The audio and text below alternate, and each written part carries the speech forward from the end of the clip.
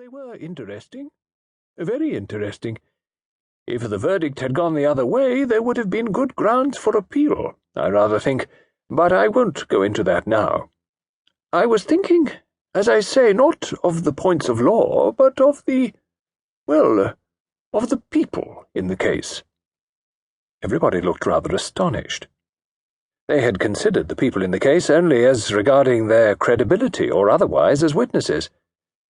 No one had even hazarded a speculation as to whether the prisoner had been guilty or innocent, as the court had pronounced him to be. "Human beings, you know," said Mr. Treves thoughtfully. "Human beings. All kinds and sorts and sizes and shapes of 'em. Some with brains and a good many more without. They'd come from all over the place. Lancashire, Scotland, that restaurant proprietor from Italy, and that school-teacher woman from somewhere out Middle West.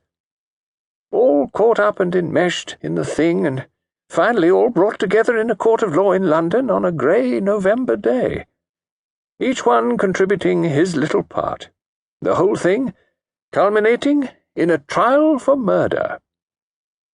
He paused and gently beat a delicate tattoo on his knee. "I like a good detective story," he said, "but you know, they begin in the wrong place. They begin with the murder. But the murder is the end.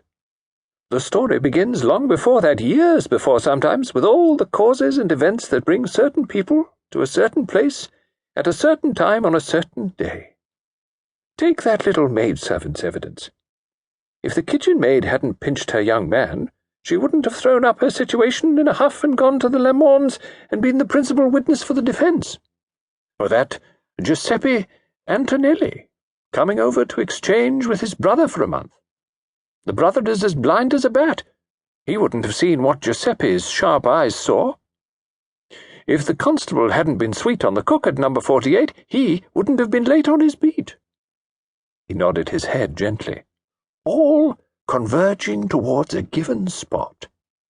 And then, when the time comes, over the top, 0 hour. Yes, all of them converging towards 0. He repeated, "Towards 0. Then he gave a quick little shudder. "You're cold, sir. Come nearer the fire." No, said Mr. Treves. "Just someone walking over my grave, as they say. Well, I must be making my way homewards." He gave an affable little nod and went slowly and precisely out of the room. There was a moment of dubious silence, and then Rufus Lord Casey remarked that poor old Treves was getting on. Sir William Cleaver said, "An acute brain, a very acute brain, but Anno Domini tells in the end." "Got a groggy heart, too," said Lord. "May drop down any minute, I believe." "Oh, he takes pretty good care of himself," said young Lewis. At that moment, Mr. Treves was carefully stepping into his smooth-running Daimler. It deposited him at a house in a quiet square. A solicitous butler valet helped him off with his coat. Mr. Treves walked into his library, where a coal fire was burning. His bedroom lay beyond, for out of consideration for his heart, he never went upstairs.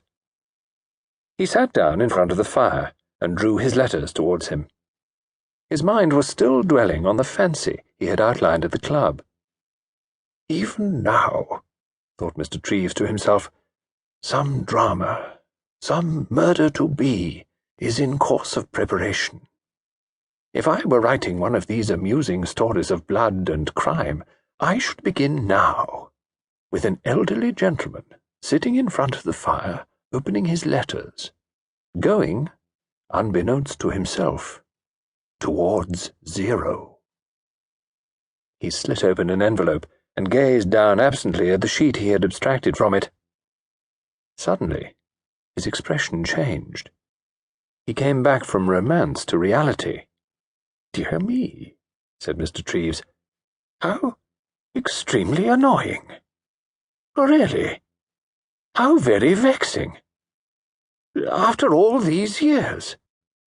This will alter all my plans."